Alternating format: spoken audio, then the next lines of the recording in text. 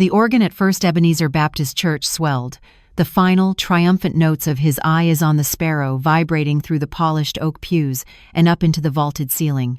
Sunlight, filtered through stained glass depictions of a black Jesus and his disciples, painted jewels of ruby and sapphire across the faces of the congregation. It was a perfect Sunday morning in Houston, the kind of morning that felt like a promise from God himself. From her seat in the front pew, her seat, the one she'd occupied for nearly 40 years, right beside the one that had belonged to her Joseph Martha, Mama May Washington, felt the familiar peace settle over her. At 72, her Sunday best was still impeccable. A lavender skirt suit, a matching hat pinned just so, and the pearl necklace Joseph had given her for their 40th anniversary. She was a pillar in this sanctuary, as much a part of its foundation as the concrete beneath the floor. Reverend Alistair Finch strode to the pulpit, his silk suit shimmering under the stage lights. He was a handsome man in his 40s, with a smile that could coax a donation from a stone and a voice that rolled like thunder on a summer evening. The congregation quieted instantly, a collective hush of reverence. "Good morning, First Ebenezer," he boomed, spreading his arms wide. A chorus of "Good morning, Pastor," answered him. "This morning," he began, his voice dropping to a conspiratorial, intimate tone, "I want to talk to you all about faith, not just Sunday faith, not just fair-weather faith. I'm talking about the kind of faith that moves mountains, the kind of faith that requires you to sow a seed, even when the ground looks barren." He looked out over the crowd, his eyes seeming to land on each and every person.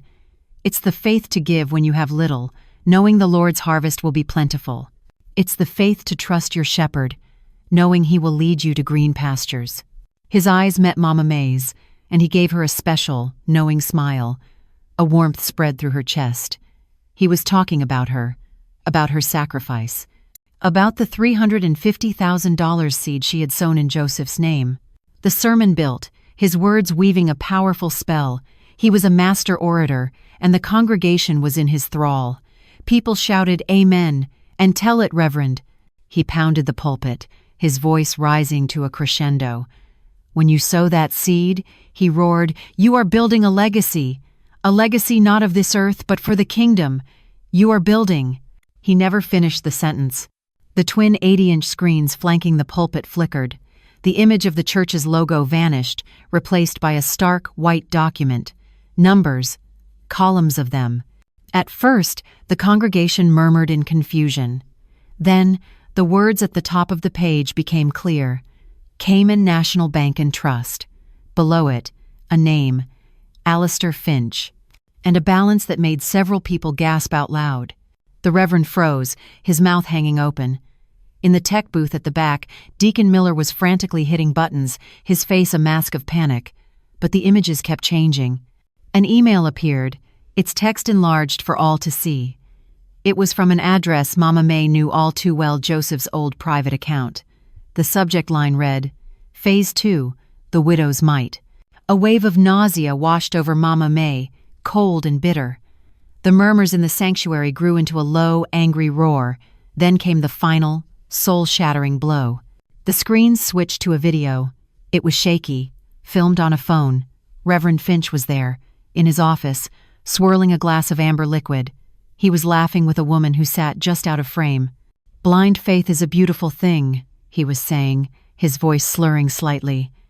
"They'll give you their last dime if you wrap it in enough scripture. Take old Mama May, sweet as pie." Handed over every penny, Joseph left her without a single question. $350,000.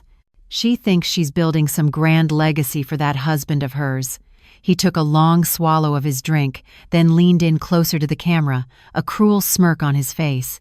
"The only legacy she's building is my new beach house in Jamaica." The sound in the sanctuary was an explosion of pure outrage. A woman screamed. Men jumped to their feet, shouting curses. But all of it was just noise to Mama May. Reverend Finch stumbled backward from the pulpit, his face the color of ash. He clutched at his chest, his eyes wide with terror and disbelief. He looked out, scanning the sea of enraged faces, and his eyes finally locked on Mama May. He saw no tears, no anger, no shock. He saw only a calm, chilling stillness. He saw judgment. He opened his mouth to speak, but only a strangled gasp came out before his legs gave way, and he collapsed in a heap of silk and sin behind the sacred desk. Amid the chaos, Mama May remained seated, her back ramrod straight. She stared at the empty space where the man of God had just fallen, the man she had trusted like a son, the man who had conspired with the ghost of her husband to betray her. A single, terrifying thought echoed in the sudden silence of her mind. How did I, a woman who loved this church more than my own life, become the one to burn it all to the ground? The fire didn't start with gasoline and a match. It began with a promise, made 52 years ago in a stuffy, overheated hallway outside a Houston registrar's office. It started with the quiet tearing of a piece of paper. My acceptance letter, the one offering a full scholarship to the nursing program at Texas Woman's University, lay in two neat halves in my palm. Joseph, my Joseph, with his impossibly brilliant smile and eyes that held the whole world, gently took the pieces from me. "It's just for a little while, May," he promised, his voice earnest and smooth as silk. "You helped me get through law school, and I swear I'll spend the rest of my life building a world fit for a queen. For our queen. It's for our legacy, baby." Legacy. That was the word he always used. It was his gospel. A legacy wasn't just money or a name. It was respect, a foothold in a world that was always trying to push you off the ledge. I believed in his gospel. I believed in him.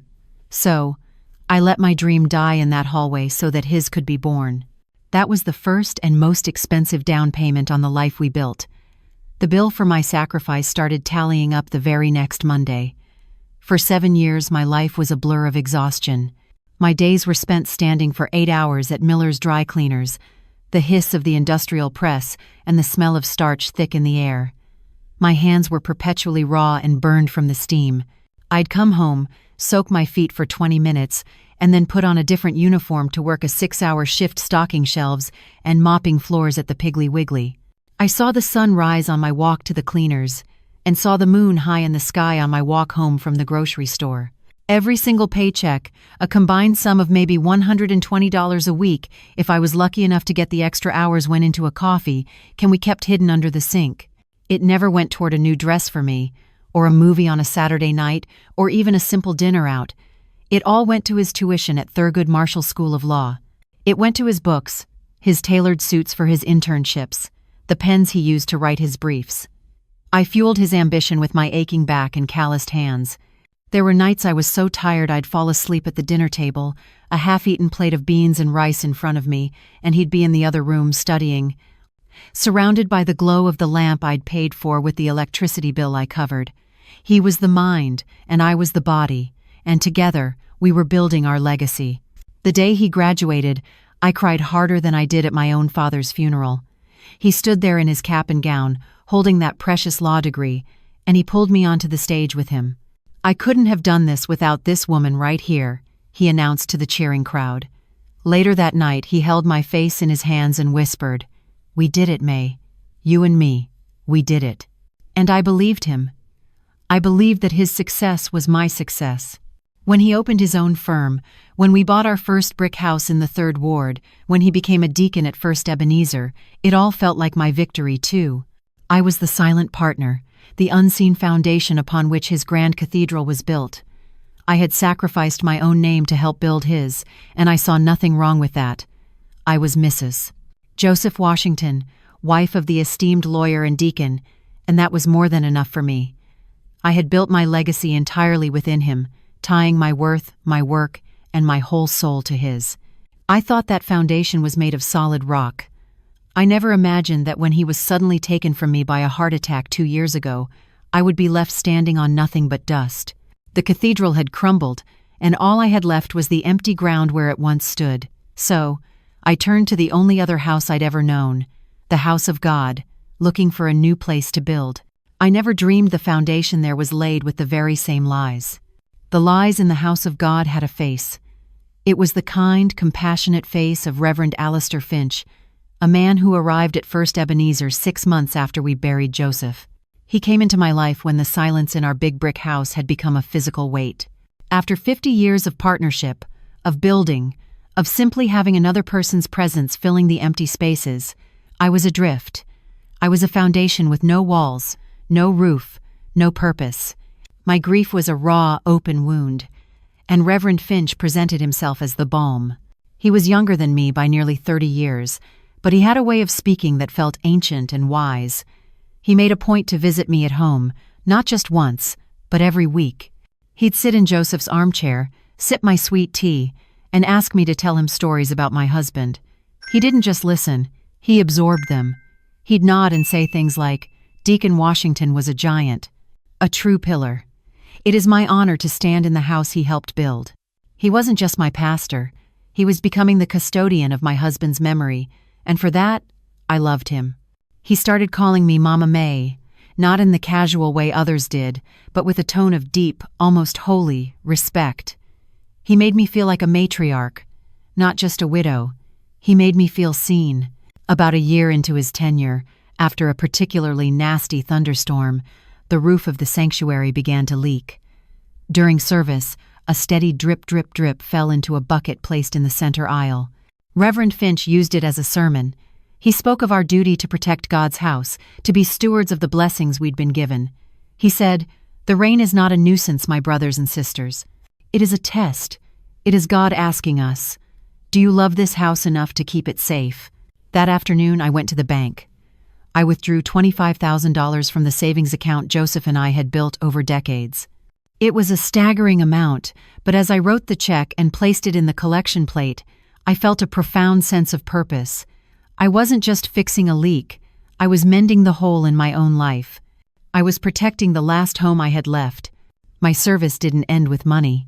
My kitchen became an unofficial extension of the church's fellowship hall. For every fish fry, every bake sale, every funeral repast, my ovens were the first to heat up.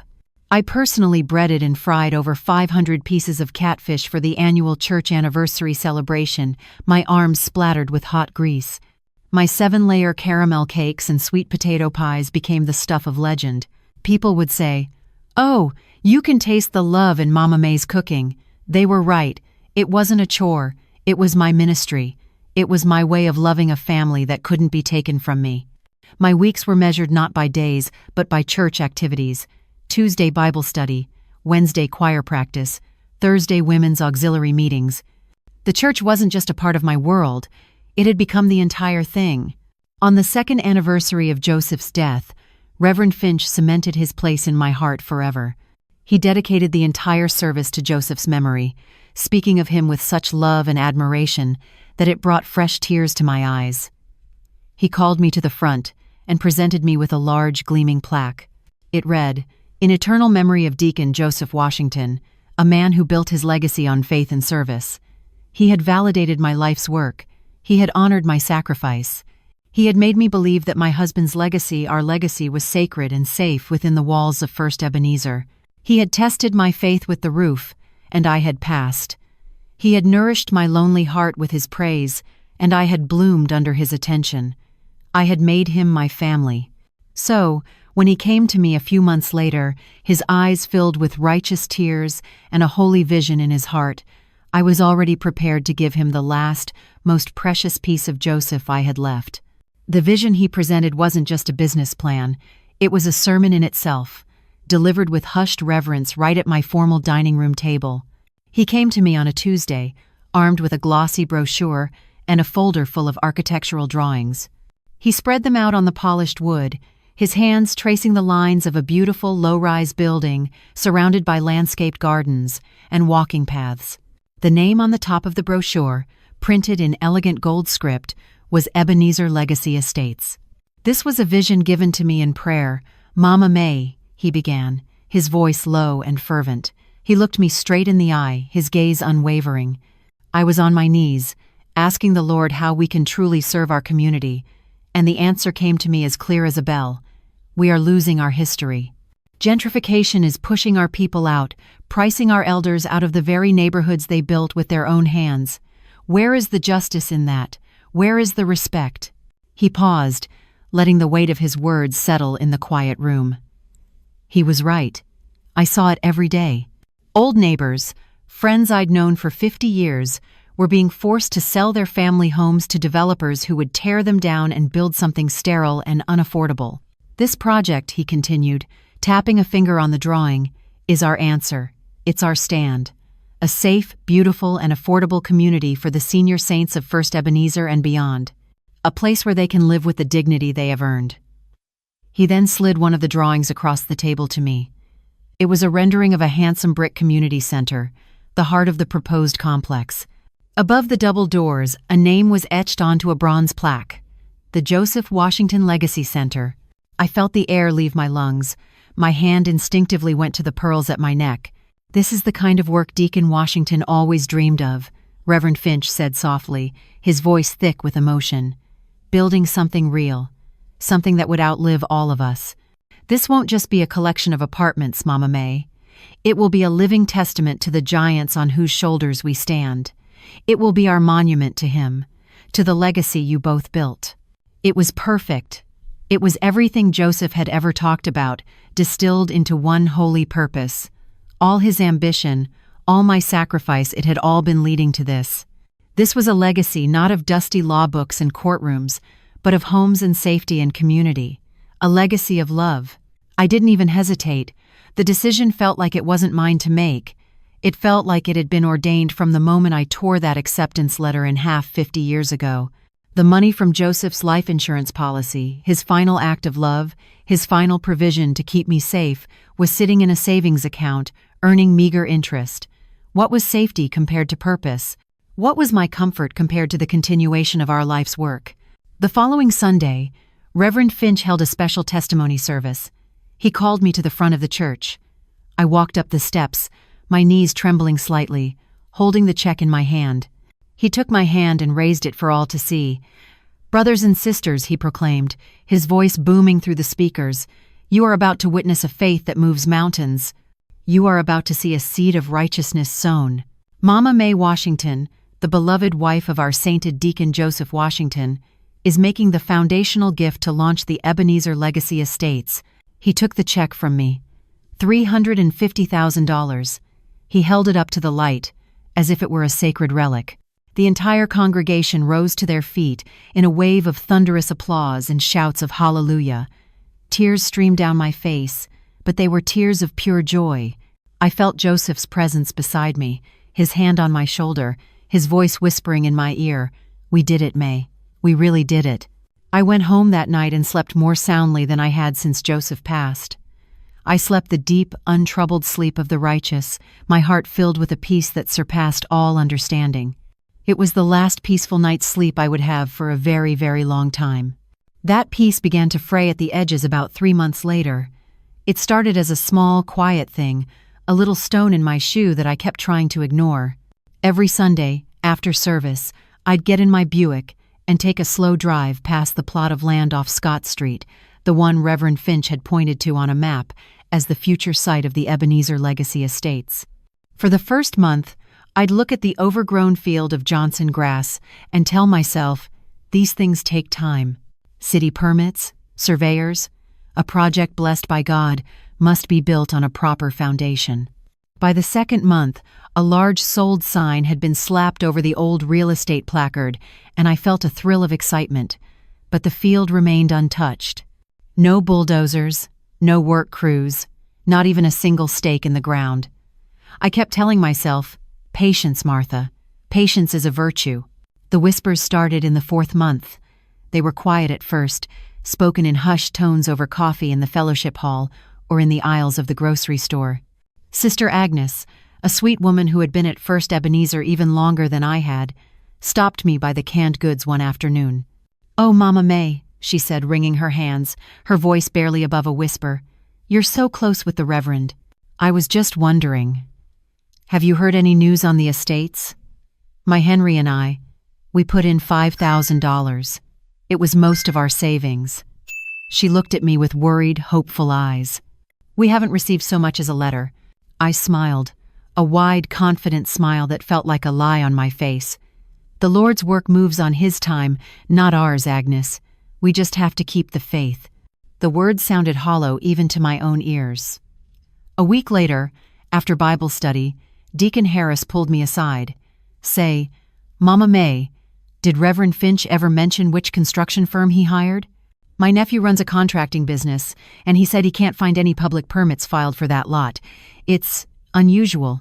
The stone in my shoe was starting to feel like a shard of glass. I decided I needed to speak with the Reverend directly, to quiet the doubts of others and, if I was being honest, to quiet my own. I baked his favorite sweet potato pie and brought it to his office on a Thursday afternoon. He welcomed me with his usual dazzling smile, ushering me into a plush leather chair and cutting a large slice of the pie for himself. I sat across from his vast mahogany desk and laid out my concerns, framing them not as accusations, but as the worries of the flock. He listened patiently, nodding, his expression one of profound understanding. When I finished, he sighed and leaned forward, placing his hand over mine. "Oh, Mama May," he said, his voice dripping with paternal sympathy. "Your faith is so pure. It is the bedrock of this entire vision. But remember what the Bible teaches us. In 2 Corinthians it says, 'For we walk by faith, not by sight.'" He took a bite of pie before continuing.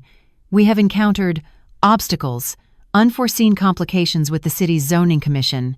There are forces, Mama May, forces in this world that do not want to see God's work prosper. The devil is busy, and he is sowing seeds of doubt among our flock. This is a test. It is a trial, sent to measure the strength of our conviction." He squeezed my hand. "I need your faith now more than ever. I need you to be my rock, to stand firm against these whispers. Can you do that for me, Mama May? Can you pray against these earthly obstacles and hold fast to the heavenly vision God has given us?"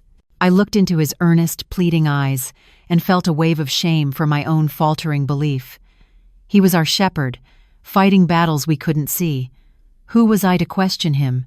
"Yes, Reverend," I said, my voice firm again. "Of course, I will pray." I left his office with a prayer on my lips, my spirit momentarily settled, determined to be the strong bedrock of faith he asked me to be. But on the drive home, as his smooth words began to fade, the sharp edges of Deacon Harris's and Sister Agnes's questions returned. For the first time, I felt a flicker of my husband's hard-headed legal mind stir within me. Faith was one thing, but facts were another. Instead of turning toward my street, I kept driving, my hands gripping the steering wheel. I pulled out my cell phone and dialed a number I knew by heart. "Denise, baby?" I said when my niece answered. "It's your Auntie May. Listen, I just have a few questions for you. Just a few simple business questions." There was a pause on the other end of the line.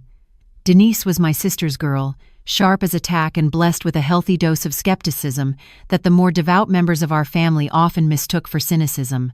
She'd chosen numbers over faith, a ledger over a hymnal, and had become a certified public accountant, with a reputation for being able to find a misplaced penny in a hurricane.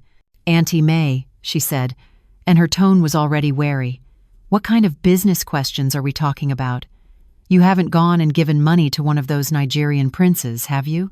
I tried to laugh it off, explaining the situation with a lightness I did not feel. I told her about the beautiful vision, the zoning issues, the test of faith. I just wanted her to tell me that these things were normal, that big projects always had delays. Instead, she said, "I'm on my way. Don't you sign another thing. Don't even promise anyone a slice of pie. I'll be there in 30 minutes. True to her word, she pulled up in her sleek Acura, wearing a tailored business suit that looked out of place in my cozy, doily-filled living room. She carried a leather briefcase and had the focused, serious expression she wore when she was about to do someone's taxes. She gave me a firm hug, then got straight to the point. "Okay, Auntie. Let's see it. Show me everything the Reverend gave you." With trembling hands, I retrieved the small folder from my secretary desk. The contents suddenly looked pathetic and flimsy under Denise's sharp gaze. There was the glossy brochure with the architectural renderings. There was the handsome, cream-colored certificate of investment, printed on heavy cardstock with a gold foil seal that now looked cheap and gaudy. And there was the carbon copy of my deposit slip. That was it. Denise spread the 3 pieces of paper on my coffee table. She didn't touch them for a long moment, her eyes scanning each one. The silence in the room was heavy, broken only by the ticking of the grandfather clock in the hall. "Auntie," she finally said, her voice dangerously quiet, "is this it? This is everything he gave you for $350,000? A marketing pamphlet and a piece of paper he could have printed out at Office Depot? He's a man of God, Denise, I whispered, the words feeling like ash in my mouth. It's about faith. No, Auntie, it's about fraud, she countered, her voice hardening, not with anger at me, but at him. I could see the protective fury rising in her eyes. You trusted him. That's what you're supposed to do. He's your pastor. But this, she tapped a perfectly manicured nail on the certificate. This is an insult to your intelligence and your faith. She then slipped into her professional CPA mode, pointing out the red flags with cold, clinical precision. First, the entity, Ebenezer Legacy Estates, is listed here as an LLC, a limited liability company. It's not registered as a 501(c)(3) nonprofit, which any legitimate church project would be. That means it's a for-profit business, and any investment is not a tax-deductible donation. My stomach clenched. Second, she continued, a real investment document would have SEC filing numbers, a prospectus, risk disclosures. This certificate has none of that. It has the legal weight of a grocery store receipt. And third, the most damning thing of all, she pointed to the fine print at the bottom. The registered address for this LLC isn't in Houston. It's a post office box in Wilmington, Delaware. She looked up at me. Auntie May, that is the single most common red flag for an anonymous shell corporation. It's a ghost company. Each word was a hammer blow, shattering the stained glass reality I had so carefully constructed. The world of faith, trust, and visions was colliding with the brutal, unforgiving world of numbers and laws. Denise shook her head, her eyes full of a grim sort of pity.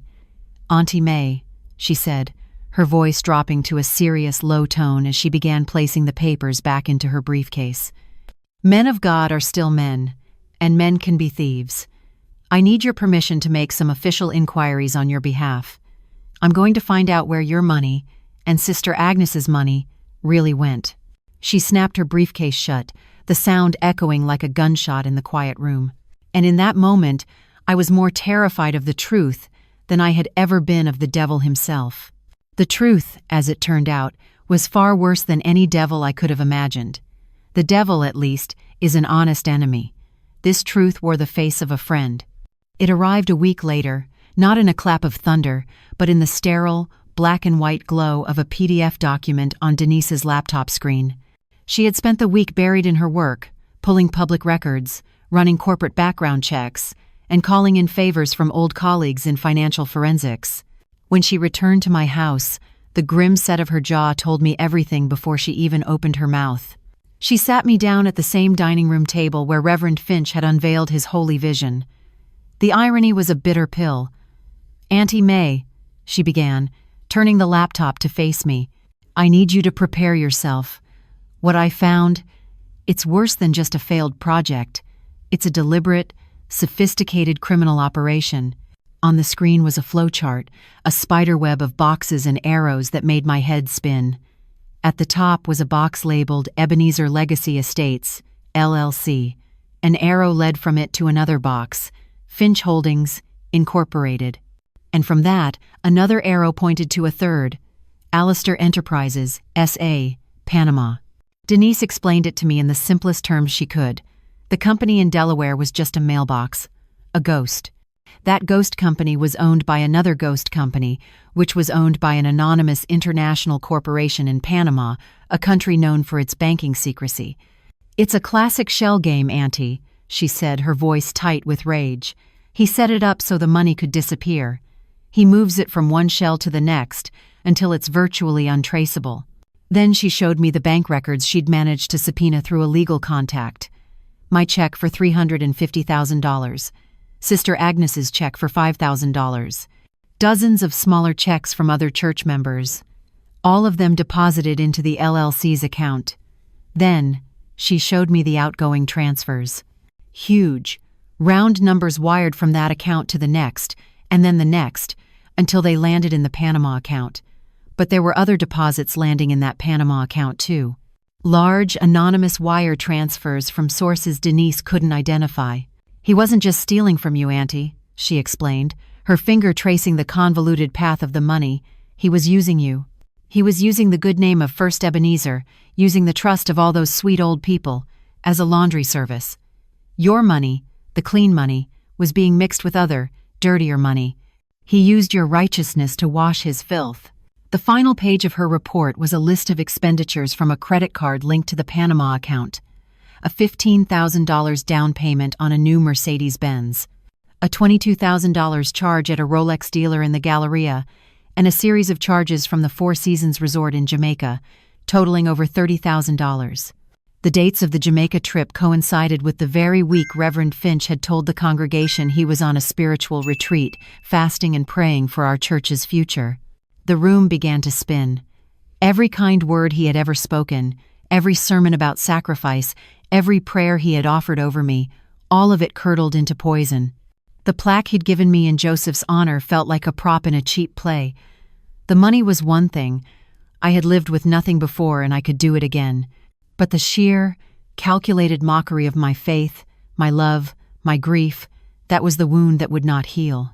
I had poured what was left of my broken heart into that church, into that man, and he had taken it, laughed at it, and used it to buy watches and beach vacations. A sob, thick and ragged, tore its way from my chest. I wasn't just a victim. I was a fool. As Denise held my shoulders, letting me cry until there were no tears left, I stared blankly at the spiderweb on the screen. My mind was numb, a wasteland of broken faith and shattered trust.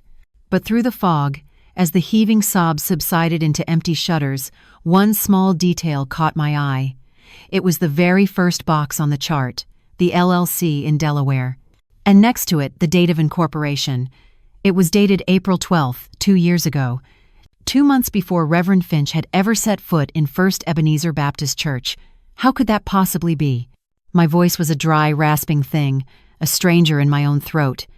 I pointed a trembling finger at the laptop screen. Denise, that date, April 12th. That can't be right. You said that was 2 years ago. Denise leaned in, her brow furrowed. It's right, Auntie. That's the official filing date with the Delaware Secretary of State. Why? Reverend Finch, I stammered, my mind struggling to connect the pieces. He didn't come to First Ebenezer until that June. He was still preaching in Louisiana in April. I remember because he mentioned it in his first sermon. How could he have started a company for a Houston church project before he was even hired here?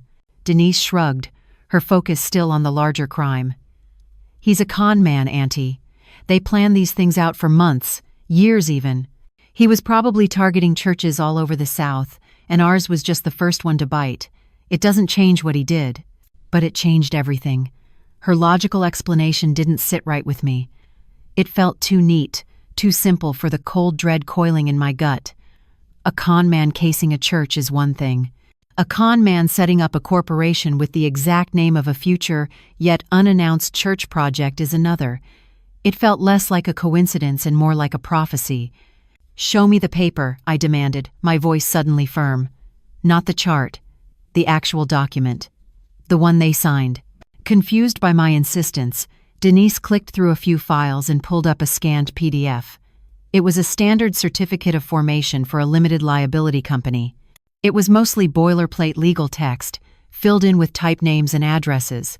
At the bottom, however, were the signatures of the authorized persons. One was a messy, illegible scrawl belonging to a lawyer from some firm in Wilmington. The other, next to the line for founding member, was just 2 initials, written with a confident, decisive flourish. J.W. The air turned to ice in my lungs. My world, which had already crumbled, somehow managed to crumble again, turning from rubble into fine dust. I stared at the 2 letters on the screen. The jaunty, elegant loop of the J, the sharp, definitive V shape at the bottom of the W. It was a phantom limb, a ghost of a touch I knew better than my own reflection. I had seen that signature on 50 years of birthday cards, on the deed to our house, on our marriage certificate, right next to my own maiden name, on thousands of checks paying for the life he had built on my back. It's a coincidence, I whispered. The words, a desperate prayer. John Williams, James Walker. It could be anyone. But I knew it wasn't. Denise looked at me, her expression shifting from frustration to alarm. Auntie May, "What is it? What are you seeing?" I didn't answer. I rose from my chair, my movements stiff and robotic, and walked over to the mahogany secretary desk Joseph had been so proud of. I opened the bottom drawer and pulled out a box of old bank statements. My fingers, numb and clumsy, fumbled with the clasp before I finally managed to pull out one of his old, canceled checks from the month before he died. A check made out to the electric company. I carried it back to the table as if it were a holy relic and laid it next to Denise's laptop. The signature on the check, Joseph Washington. The initials on the screen, JW. The loops didn't just look similar, they were identical. The slant was the same. The pressure points where the ink flowed darker were the same. It was his hand. It was his signature. It was him. My mind reeled, trying to grasp the impossible. Joseph was dead. He had been dead for 2 years. How could his signature be on a legal document for a company that was being used to steal my money? The betrayal I thought I understood, the simple, sordid affair of a greedy pastor, was a comforting lie compared to this. This was a violation that transcended the grave. This was a ghost story. And I knew with a certainty that chilled me to the bone that the real truth wasn't in Panama or Delaware. It was buried somewhere right here in this house, hidden in the darkest corners of the legacy of the man I thought I knew. Denise was talking, her voice a low, urgent hum of concern, trying to pull me back from the edge. "Auntie May, let's not jump to conclusions. It could be a forgery. We need to think logically." But logic had fled the room. The ghost of Joseph Washington was there, his familiar signature glowing on the screen, and he was demanding an accounting. "The attic," I said, my voice flat and distant, cutting her off. "Get the stepladder from the hall closet. His old files are in the attic." Denise looked like she wanted to argue, to sit me down with a glass of water and talk me through the shock, but she saw the cold resolve in my eyes. Without another word, she went to get the ladder. The air in the attic was thick and heavy, smelling of ancient dust, cedar, and time itself. A single bare bulb cast long, distorted shadows across a lifetime of stored-away memories. There were boxes labeled Christmas ornaments, a tower of hat boxes from the 50s, a small, heartbreaking carton marked baby things from a pregnancy we'd lost early in our marriage. And against the far wall, a formidable stack of cardboard banker's boxes, each meticulously labeled in Joseph's sharp, angular script, JW, tax records 8590, JW, pro bono cases, JW, financials. This was his archive, the paper trail of the legacy I had helped him build. "What are we even looking for?" Denise asked, wiping a bead of sweat from her brow as she wrestled with the lid of a heavy box. "I don't know," I answered honestly, my hands skimming over the dusty lids. "I'm looking for something that feels wrong." My intuition led me to a space behind the main stack, a dusty corner that was hard to reach. There, tucked away, was one last box. It didn't match the others. It was a different size, and it wasn't neatly labeled. Just one word was scrawled across the top in a fading black marker, a word that made my blood run cold. Private. With Denise's help, I pulled the box into the weak circle of light. My fingers trembled as I broke the old, yellowed tape and lifted the flaps. It wasn't full of the legal files I expected. Instead, it was packed with binders, rolled-up blueprints, and stacks of financial spreadsheets. I lifted out the top binder. On its cover, a neatly typed label read, "Washington Holdings Group, Residential Project Proposal." My heart hammered against my ribs. I unrolled one of the blueprints. It was an architectural drawing of a low-rise apartment building surrounded by gardens. It was the same building from Reverend Finch's brochure, the exact same layout, the same number of units. But as my eyes scanned the accompanying documents, the differences became terrifyingly clear. This was not a proposal for a nonprofit community for the elderly. The spreadsheets were filled with terms like market rate units, investor return on investment, and projected 10-year profit margin. This was a plan for a high-end, for-profit real estate venture designed to make its investors exceptionally wealthy, and the final, sickening detail was on the very first page of the proposal. At the bottom, a date, October 20th, 3 years ago. A full year before Joseph was even diagnosed with the heart condition that would eventually take his life. This wasn't some last-minute deathbed dream. This was a long-term, calculated business plan. A new, clearer picture began to form in my mind, pushing the ghostly horror aside and replacing it with something more tangible, more earthly, and somehow even uglier. This was Joseph's secret project, his plan to get rich. Reverend Finch hadn't been visited by a holy vision. He had somehow gotten his hands on my dead husband's business plan. My hands were shaking as I held the heavy binder. So this was the truth. Finch wasn't just a con man. He was a vulture, a grave robber, picking over the bones of my husband's ambition. He must have found these files after Joseph passed away, twisting my husband's dream for wealth into a monstrous lie to fleece a grieving widow and an entire church. I shoved the binder into Denise's hands, a cold, hard certainty solidifying in my chest. "He stole this from him," I said, my voice no longer trembling, but sharpened with a new, icy rage. "He stole my husband's last dream. Now we just have to prove how." Denise took the heavy binder, her sharp accountant's mind already whirring, processing this new, horrific variable. My theory made sense to her, she admitted. It was clean, logical. A predator, Reverend Finch, somehow gains access to a dead man's home, finds his secret business plans, and repurposes them for his own monstrous ends. It was a story of greed and opportunism. It was ugly, but it was an evil we could understand. "It's a strong motive," she said, her voice grim as she packed the private box into the trunk of her car. A complete blueprint for a scam, just sitting there waiting for him. "But a theory is useless without a link, Auntie May. A bridge. We need to find the exact moment Alistair Finch first crossed paths with the world of Joseph Washington." For the next 48 hours, Denise's office became a war room. The ghost story had become a cold case, and she was its lead detective. With the new files, she wasn't just tracking stolen money anymore. She was hunting for a ghost's accomplice. She cross-referenced every name, every company, every address in Joseph's private files against the background check she had run on Finch.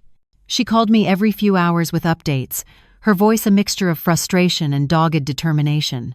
"Nothing," she reported on the first evening. "Finch's name doesn't appear in a single one of Uncle Joseph's legal files. Not as a client, not as a witness, nothing. Their paths never should have crossed in Houston." The next morning, she had another dead end. "I've gone through all his old financial statements from the last 5 years.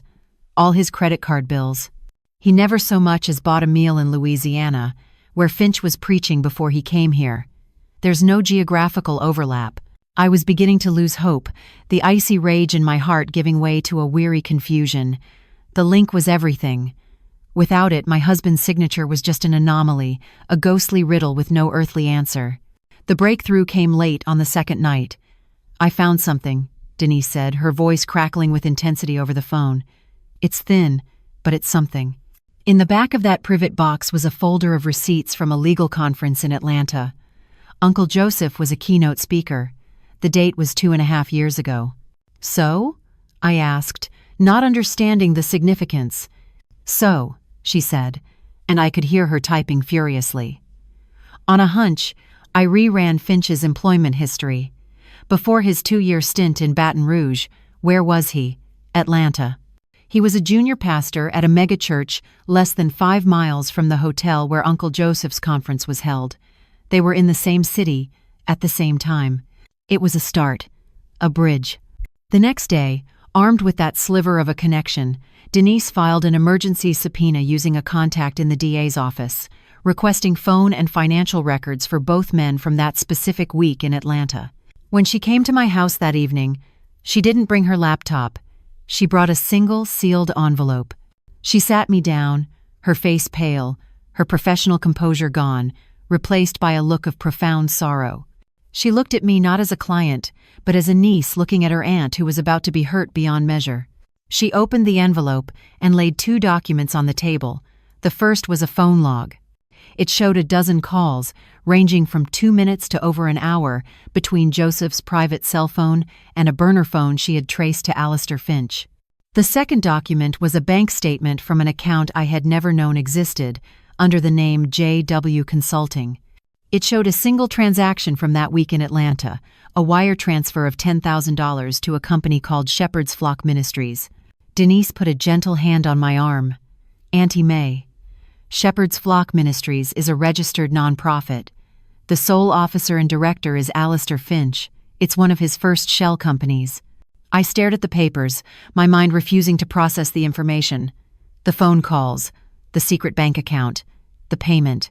Finch didn't steal your husband's plan, Denise said, her voice barely a whisper. The words hung in the air, heavy and suffocating. He didn't find those files by accident. She took a deep breath before delivering the final, devastating blow. Your husband paid him. They were partners. The world tilted on its axis and spun violently off course. A thief was one thing, a vulture, a grave robber. I could understand that kind of evil. But this? A partnership? A conspiracy? Why? Why would the man I had sacrificed my entire life for, the man I had loved and honored, conspire with a snake like Finch to utterly destroy me from beyond the grave? The answer wasn't in a file or a bank record. It had to be somewhere else. Somewhere more personal. Somewhere he would have left a final, cruel testament to his betrayal. The question why became a deafening drumbeat in my head, drowning out Denise's attempts to comfort me. A partnership. A conspiracy. I walked through the house we had shared for nearly 50 years, now a museum of his lies, a stage set for a 50-year play in which I was the only one who didn't know my lines were a joke. I touched the back of his leather armchair, ran my hand over the spines of his law books, stared at his smiling photograph on the mantel. The man in the picture was a stranger, a monster wearing my husband's face. Then, a memory surfaced, small and sharp as a shard of glass, a key, a small, ornate, brass key that had been on Joseph's keychain for as long as I could remember. It didn't fit any door in the house, or the office, or the car. When I'd asked him about it once, years ago, he'd just smiled and tapped his temple. This is my thinking key, May. It unlocks the important ideas. After he died, I had taken his keys and placed them in a small wooden memory box in my bedroom. My feet moved with a purpose that was not my own. I retrieved the box, my hands brushing past his old reading glasses and his favorite tie clip, until my fingers closed around the cold, familiar shape of his keys. There it was, the thinking key. "What are you doing, Auntie?" Denise asked, following me back into his study. "He was a man who loved secrets," I said, my voice hollow. "And every secret needs a lock." We searched his study, the room that had always been his sanctuary. We pulled out drawers, checked behind cabinets. Nothing. Then, my eyes fell on the grand, built-in bookshelf that took up the entire back wall. It was filled with the heavy, leather-bound law books he was so proud of. I ran my hand along the spines of a thick set of Texas legal encyclopedias, and there, behind a volume on property law, my fingers found it, a small, almost invisible keyhole set flush against the dark wood. I inserted the key. It turned with a well-oiled click. A section of the bookshelf swung inward, revealing a small, black, cast-iron wall safe. "We need a locksmith," Denise breathed. "No," I said, a wave of bitter certainty washing over me. "I know the combination." I spun the dial with robotic precision. Left to 8, right to 21, left to 54. August 21st, 1954, our wedding day, the final, intimate cruelty. The safe door swung open. Inside, there was no money, no jewelry. There was only a single, thick, cream-colored envelope. On the front, written in Joseph's unmistakable hand, were the words, "For Alistair Finch, to be opened only upon the successful acquisition of the primary investment." It was his confession, his final testament, a letter he never, ever intended for me to see. With hands that did not shake, I broke the seal. I unfolded the pages and, in a voice scraped raw, I began to read aloud. The letter confirmed everything and revealed a motive so petty, so profoundly narcissistic, it stole the very air from my lungs. He wrote of his terminal diagnosis, which he had concealed from me for over a year. He wrote of meeting a hungry, ambitious young pastor in Atlanta, a perfect tool. And then he wrote of his reason, the reason he was doing this to me. She was a good wife, I read, my own voice narrating the destruction of my life. But she never truly saw me. She saw a provider, a deacon, a safe harbor. She never once saw the visionary. I would bring her my business ideas, my plans for real wealth, and she would meet them with that cautious, sensible thrift she was so proud of. She built my foundation, but was too terrified to let me build a skyscraper on it. Her prudence was a cage.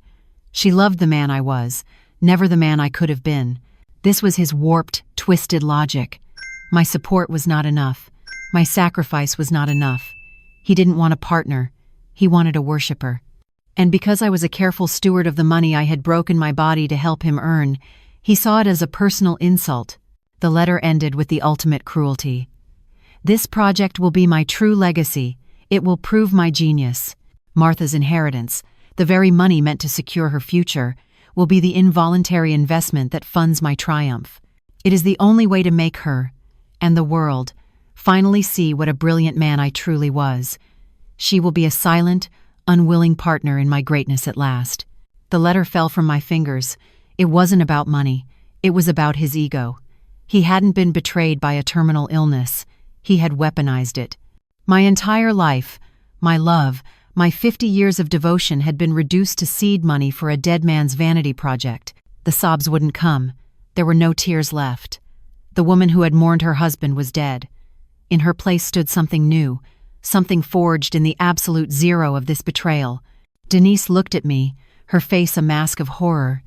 "Auntie May, what are we going to do?" she whispered. I bent down and picked up the letter, the last will and testament of a monster. "What he did," I said, my voice as cold and empty as the heart he'd left behind, "was build a legacy, so we are going to give him one." Denise stared at me, the horror on her face slowly giving way to a grim understanding as she heard the cold steel in my voice. Ever the pragmatist, her mind immediately went to the law.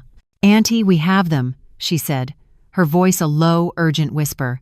"This letter, it's a signed confession to conspiracy. We have the bank records, the shell companies. We'll take this to the district attorney, to the FBI. Finch will go to prison for the rest of his life. We can destroy your husband's reputation in the press. We can win." I shook my head slowly, the motion deliberate and final. "No." "No? What do you mean no? This is an open and shut case." "Prison is not a punishment for men like them," I said, my voice quiet but unyielding. "It's just an interruption. My husband, his greatest fear wasn't a prison cell. It was being seen as a failure, a fool. But he's dead. The law can't touch him. It can only tarnish a memory. And Alistair Finch?" I let out a short, bitter laugh. "He would find God for the 10th time in a prison chapel. He'd start a ministry, write a book about his redemption, and con a whole new flock of inmates and parole boards. A cage would only make him a martyr in his own twisted mind. It is not enough." Denise watched me, her analytical mind trying to process this new emotional calculus. "Joseph's crime was born of ego," I explained, the pieces fitting together with terrifying clarity. "Finch's was a sin of reputation. The law punishes the body and the bank account, Denise. I want to punish the idea of them. I want to salt the earth where their legacies were supposed to grow." I picked up the letter again, its weight feeling both immense and insignificant. "Joseph wanted to be remembered as a visionary? Then we will ensure his name is forever attached to a legacy of pathetic, narcissistic cruelty. He will be remembered as a fool so consumed by his own pride that his final act on earth was to set up his own devoted wife to be robbed by a cheap con man. And the Reverend Alistair Finch, I spat his name like it was poison, he wants the adoration of a flock? We will make his name synonymous with filth and deceit in the very house he claims to serve. We will make it so that for generations to come, when his name is spoken at First Ebenezer, it is only as a warning." The rage in the room was a living thing, a righteous fire that burned away the last of my grief. I wanted a punishment that fit the crime, not a legal consequence, but a spiritual and social annihilation. I wanted public humiliation. I wanted them to lose the one thing they valued more than money: respect. A slow, hard smile spread across Denise's face. The CPA was gone. In her place was my sister's daughter, filled with a fierce, protective loyalty. "Okay, Auntie," she said. "No lawyers. I'm in. So what's the plan?" We sat there for hours in Joseph's study, surrounded by the architecture of his betrayal, and laid out the blueprint for our own legacy, a legacy of vengeance. The target was Finch. The venue was the sanctuary of First Ebenezer Baptist Church. The audience would be the very people he had deceived. Our weapons were the truth, the bank statements, the corporate filings, and the monstrous confession in Joseph's letter. But it wasn't enough. Documents could be dismissed as forgeries. We needed something more. We needed a confession from the snake's own mouth. We needed to leverage his greatest weakness, not his lust or his sloth, but his pride and his greed. He thought of me as a sweet, naive old woman, a well of money and faith that he could return to whenever he was thirsty. He saw me as a mark. It was time to remind him that even the gentlest sheep, when backed into a corner, learns how to bite. The plan was simple in its cruelty. To catch a greedy man, you don't use a cage, you use bait. And I knew exactly what kind of bait a snake like Alistair Finch would find absolutely irresistible. The bait was more money. It is the oldest and most reliable lure for a man who believes the world, and my wallet owed him everything. The following Tuesday, I put on my humblest navy blue church dress, the one with the slightly frayed lace collar. I stood in front of the hall mirror, practicing the right expression, a mixture of troubled worry, flickering faith, and a desperate need for reassurance. I had to become the woman he thought I was one last time. Then, with a prayer to a God of justice, not mercy, I drove to the church. I found Reverend Finch in his office, reviewing what looked like a catalog for luxury watches. He quickly slid it into a drawer when I entered, his face morphing into a mask of pious concern. "Mama May, to what do I owe the pleasure? Is everything all right?" This was my performance. I wrung my hands, just as I'd seen Sister Agnes do. I looked at the floor, unable to meet his gaze. "Oh, Reverend," I began, my voice a frail quaver. "I feel so ashamed. After our last talk, I promised I would keep the faith. But the whispers, people are still talking, and my heart has been so troubled." I looked up at him, letting a single tear well in my eye. "I came to ask your forgiveness for my moment of doubt." His ego swelled before my very eyes. He puffed out his chest and came around the desk to place a comforting hand on my shoulder. "There is nothing to forgive, my dear sister," he crooned. "The Lord knows your heart is pure. Doubt is merely a tool of the enemy. Now for the bait. That's why I'm here, Reverend," I said, my voice gaining a hopeful strength. "The Lord, He has sent me a sign, a true blessing." I told him a story we had rehearsed for 2 days. My cousin in California, Eleanor, had passed away suddenly. She was a frugal woman, and she had left me an unexpected inheritance, $100,000. The flicker in his eyes was instantaneous and unmistakable. It was the hungry glint of a wolf spotting a lost lamb. "I believe the Lord sent me this money for a reason," I continued, pressing my advantage. "He sent it to test my renewed faith. He wants me to sow it right back into His work. I want to add it to my initial investment in the Ebenezer Legacy Estates." A slow, beatific smile spread across his face. "Hallelujah," he breathed, his voice thick with fake emotion. "Praise God. Oh, Mama May, your faith is a shining example to us all. This gift will be the one that breaks the back of the devil's resistance. The city council won't be able to stand against this kind of blessing." Then, I made my move. I added the final, crucial element to the trap. "There is just one small thing, Reverend," I said, reverting to my timid persona. "My niece, Denise, the accountant. She is the executor of the estate. She's very particular. For an amount this large, she insists that I have something more than a certificate. Some way to track the investment, she says, to see its progress. Is there anything at all you could show me? Just to satisfy her practical mind, so she can release the funds." I had framed it as a challenge to his legitimacy, posed by a skeptical outsider. His pride would not allow him to refuse. Instead of seeing a trap, he saw an opportunity to prove how clever he was. "But of course," he boomed, striding back to his computer with a proprietary air. "Only our most committed legacy partners are given this, but you, Mama May, have more than earned it." He logged into a slick, professional-looking website. It was filled with impressive, and completely fictitious, charts showing upward growth, photos of construction crews on a generic work site, and testimonials from satisfied community members. "This is our private online investment portal," he announced proudly. "I will create a personal login for you. You can see your initial contribution and the new one, once it's deposited working for God, 24 hours a day." He scribbled a username and a temporary password on a church letterhead and slid it across the desk to me. It felt like he was handing me a loaded gun. I walked out of his office, clutching the slip of paper, my hands trembling not with fear, but with a terrible, righteous power. He saw me as a sheep to be fleeced again. He had no idea he'd just handed the keys to the slaughterhouse to the wolves. I drove straight to Denise's office. "He took the bait," I said, placing the login information on her desk. For the next 3 weeks, Denise lived inside his digital world. Silently, invisibly, she downloaded every file, every forged document, every incriminating email, and most importantly, found and recorded the smoking gun video of him bragging to his mistress. All we had to do now was choose the perfect day for the slaughter. The perfect day, we decided, was Thanksgiving Sunday.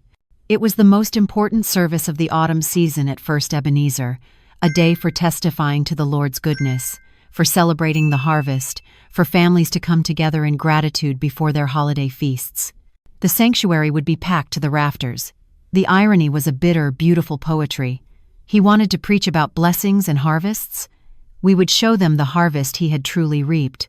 That morning, I dressed with the care of a bride on her wedding day. I chose a suit of deep crimson, the color of blood and wine, and a hat with a single sharp feather that looked like a quill pen. As I took my seat in the front pew, the one that bore the invisible stain of my husband's ghost, I was no longer a victim. I was a matriarch presiding over a final, terrible judgment. I looked out at the faces in the congregation, Sister Agnes, Deacon Harris, 100 others who had given from their own need, whose faith had been used as a commodity. My heart didn't ache for them. It burned for them. Across the street, in the tinted privacy of her car, Denise sat with her laptop open. She had bypassed the church's flimsy firewall weeks ago, using the portal access Finch had so arrogantly provided to install her own untraceable backdoor into their A/V system. She had tested it a dozen times at 3 a.m., briefly flashing a single black frame onto the screens, invisible to anyone but her. She was a digital ghost, waiting in the wings. My phone, tucked into my handbag, vibrated with a text from her. "System is live. Awaiting your signal, General." I smiled, a small, tight curve of my lips. The service began, the choir's voices soaring as they sang "We've Come This Far by Faith." It took every ounce of my will not to laugh. Then, Reverend Finch took the pulpit, glowing with self-satisfaction. His sermon was titled, "The Unspeakable Joy of the Cheerful Giver." It was his masterpiece of hypocrisy. He spoke of the trust required to place your earthly treasures in the hands of the Lord. He spoke of sacrifice, of building a legacy for the generations to come. "Look around you, brothers and sisters," he boomed, his voice echoing with false passion. "This beautiful sanctuary, this thriving community, it is built on the sacrifices of the saints who came before us. It is built on the faith you place in God's plan and the trust you place in His humble servants." Then, as we knew he would, he turned his sermon into a spotlight, and he aimed it directly at me. "We have giants of faith walking among us even today," he declared, his eyes finding mine. The congregation turned to look at me. "Look at our beloved Mama Mae Washington, a woman who, in her grief, took the very legacy her wonderful husband Joseph left for her and sowed it not in the ground of this world, but in the fertile soil of God's kingdom. Her blessing will echo in eternity." The congregation erupted in applause. It was the signal. As they clapped for my sainthood, for my monumental act of faith, for my utter foolishness, I bowed my head as if in humble prayer. My hands went to my lap, to the handbag that held my phone. My thumb found the screen. I typed one word and hit send. "Now." Finch paused, basking in the applause, a wide, beatific smile plastered on his face. He opened his mouth to deliver his grand finale, but the words died in his throat. The smile froze, then melted into confusion, because the images on the 2 giant screens behind him, the screens that were supposed to show the scripture from 2 Corinthians, had suddenly flickered and changed. They were no longer words of God. They were the receipts of his sins. The slaughter had begun. The slaughter began not with a bang, but with the silent, damning appearance of a bank statement. The logo for the Cayman National Bank and Trust materialized on the screens, stark and undeniable. A low murmur rippled through the congregation as they saw Reverend Finch's name next to a balance with more zeros than most of them would see in a lifetime. Then, the screen changed to the spiderweb flowchart Denise had made, showing the path of their donations from the church's coffers to the shell corporations in Delaware and Panama. The murmurs grew louder, uglier. People were getting to their feet, pointing at the pulpit, shouting questions. Finch, who had been frozen in place, began to stammer, speaking into the microphone. "This is a trick, a lie from the pit of hell. The devil is trying to—" His voice was cut off as the screens changed again. This time, it was the email, the one between JW and AF. The subject line, Phase 2, The Widow's Mite, was projected 10 feet high. The congregation read in stunned silence my husband's words, outlining the plan to secure my primary investment. But Denise had saved the masterstroke for last. The final image to appear was the video. His voice.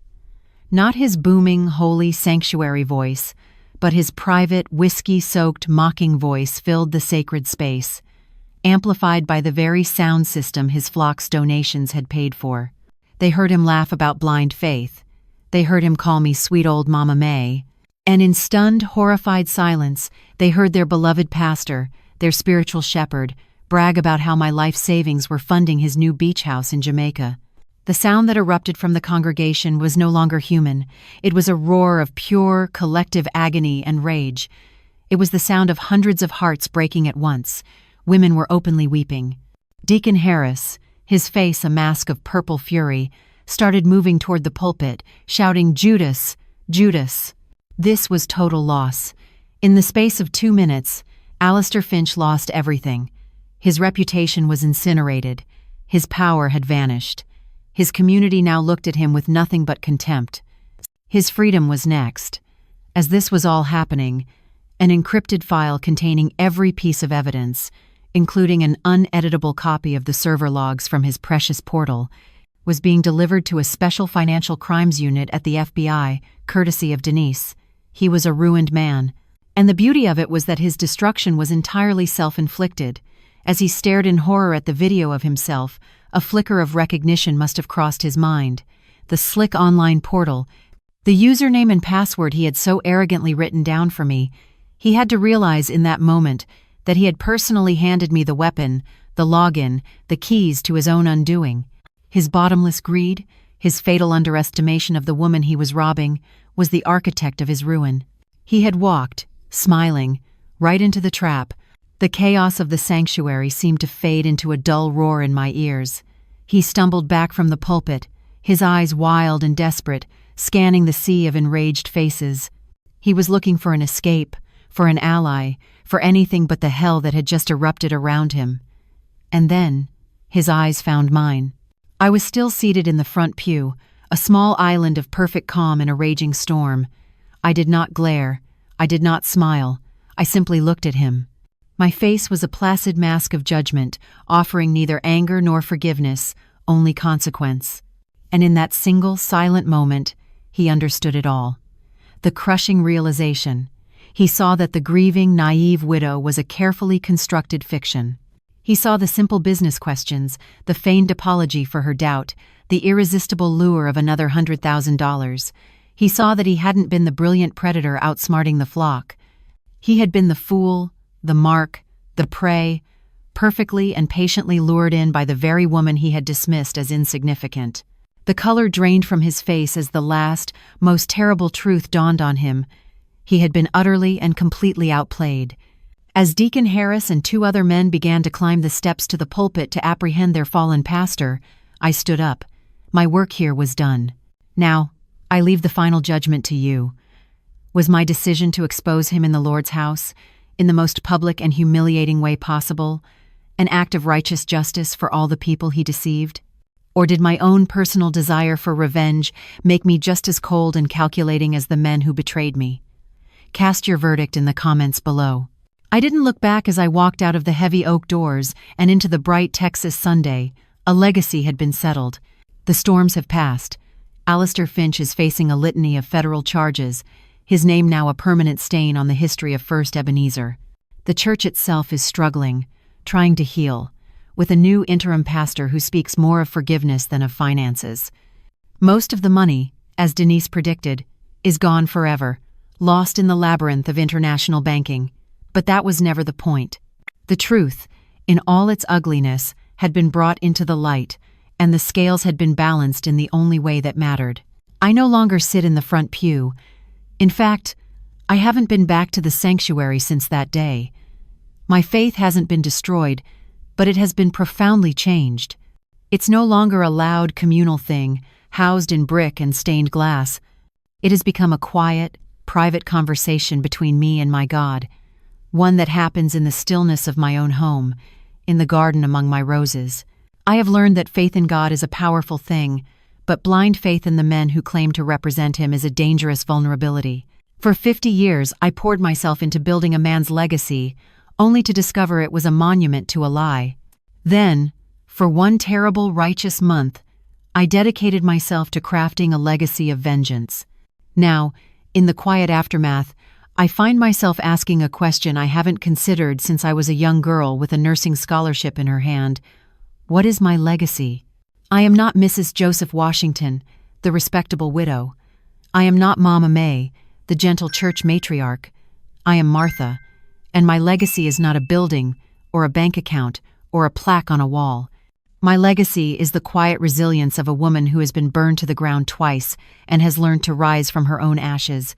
It is the wisdom to know the difference between a shepherd and a wolf. And it is the strength to carry my own name, on my own terms, for whatever time I have left. This morning, I planted a new row of hydrangeas along the front walk. They are small and fragile now, but I have faith they will grow.